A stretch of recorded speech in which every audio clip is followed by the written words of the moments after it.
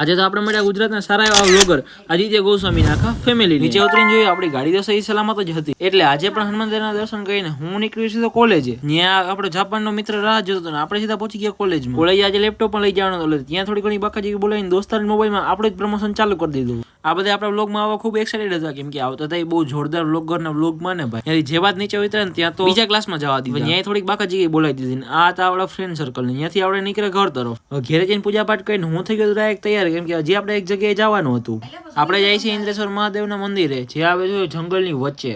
અહીં મહાદેવના શાંતિથી દર્શન કરી લીધા. આખો મંદિરનો વ્યૂ કંઈક આવી રીતે આવતો હતો. અને બહારનું લોકેશન ની તો વાત જ જવા દે ભાઈ, બહુ જોરદાર લોકેશન છે. એકવાર વિઝિટ કરવા જેવી જગ્યા છે. પછી નીચે પણ ભગવાન માતા નાના નાના મંદિર હતા, ત્યાં પણ આપણે શાંતિથી દર્શન કરીને આગળ વધ્યા. જુનાગઢમાં આવીને ઇન્દ્રેશ્વર મહાદેવના દર્શન ન કર્યા તો બીજું દર્શન કર્યું. ફોટાનું લોકેશન તો કઈ ઘટે નહીં. અને આ છે હનુમાન દાદાનું એક પૌરાણિક મંદિર.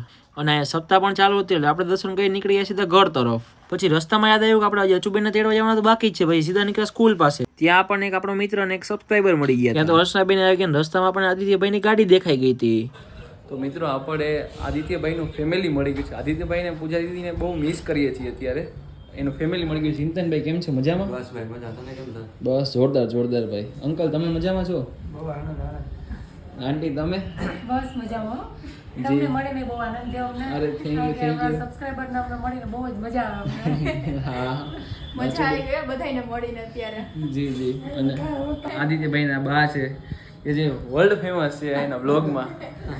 અને થોડીક તબિયત વીક છે તો આપણે મળવા આવ્યા છીએ. અને ખૂબ જોરદાર ફેમિલી છે, મજા આવે એવું. પછી અમે કોલ્ડ ડ્રિંક્સ પી લીધી. અને મળી એક નેક્સ્ટ વ્લોગમાં.